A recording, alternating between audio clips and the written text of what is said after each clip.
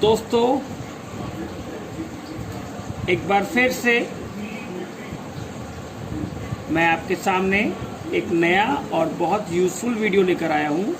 Report writing for school magazine.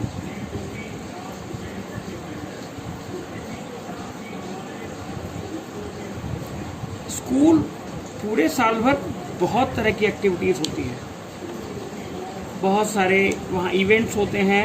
उनकी reporting कैसे की जाए, अगर ये क्वेश्चन हमारे बोर्ड के एग्ज़ाम में आता है, 12th CBSE बोर्ड की बात कर रहा हूँ मैं। स्कूल की एक्टिविटीज़ हम देखते हैं, स्कूल इवेंट्स कौन कौन से हैं, और फिर उन पर रिपोर्ट लिखने के लिए हम एक आसान सा रास्ता ढूंढेंगे। स्कूल इवेंट्स में आप देखें तो annual day, blood donation camp,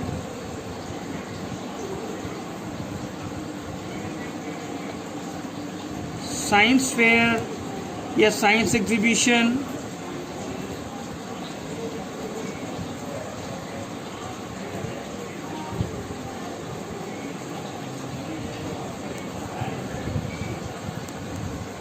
world environment day,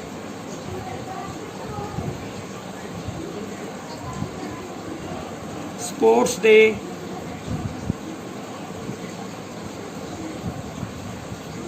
teachers day,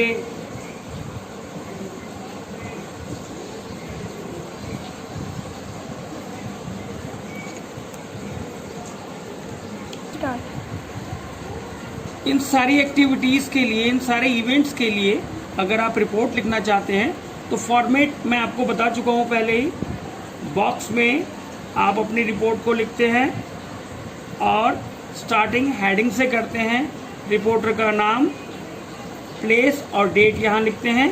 इस सब के लिए मैंने आपको बताया था कि you will get 1 mark. 1 marks आपको यहाँ मिल जाता है। और इसके बाद आपका डिटेल में सारी एक्टिविटीज़ को आप बताते हैं, जिसमें 2 चीज़ें हैं। एक तो आपका आप लिख क्या रहे हैं, कंटेंट, और कैसे लिख रहे हैं मेरे दोस्तों।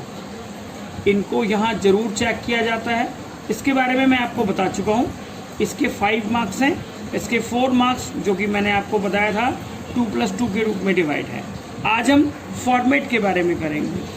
आज हम फॉर्मेट के बारे में बात करेंगे, कैसे इसे लिखा जाता है। तो मैंने आपको बताया था कि हम अपने रिपोर्ट की हेडिंग लिखेंगे,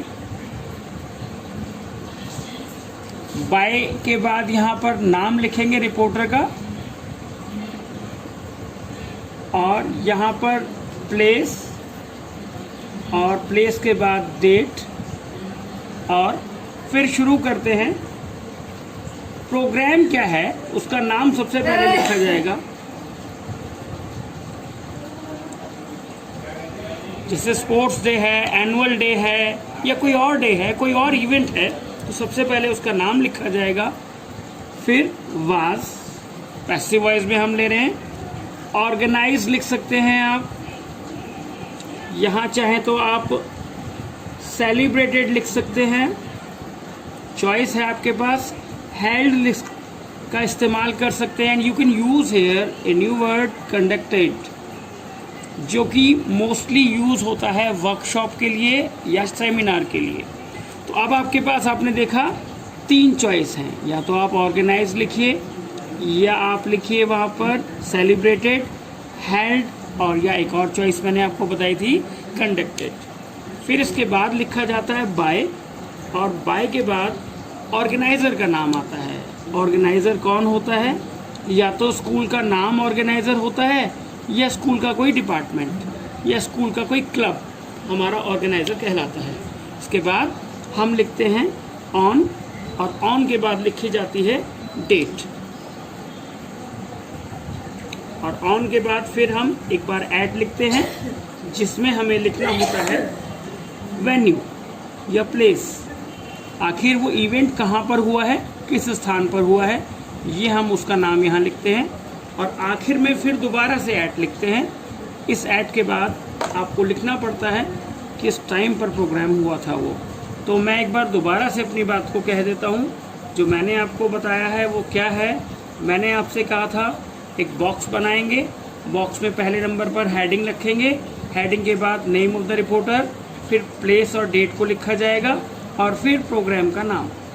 प्रोग्राम के नाम मैंने आपको बताए थे, एनुअल डे है, वर्ल्ड हेल्थ डे है, टीचर्स डे है। स्कूल में होने वाला कोई भी इवेंट, कोई भी प्रोग्राम आप अपनी रिपोर्ट की स्टार्टिंग उसके नाम से कर सकते हैं। वाज ऑर्गेनाइज्ड और या फिर वहाँ पर आएगा सेलिब्रेटेड। जैसे स्पोर्ट्स डे है तो वहाँ पे हम ऑर्गेनाइज ना लिखकर सेलिब्रेटेड लिखेंगे, जो ज़्यादा सूटेबल है, ज़्यादा अप्रोप्रिएट है। हम हेल्ड का इस्तेमाल भी कर सकते हैं और मैंने आपको बताया था कि हम वहाँ पर कंडक्टेड भी लगा सकते हैं। बाय के बाद ऑर्गेनाइज़र।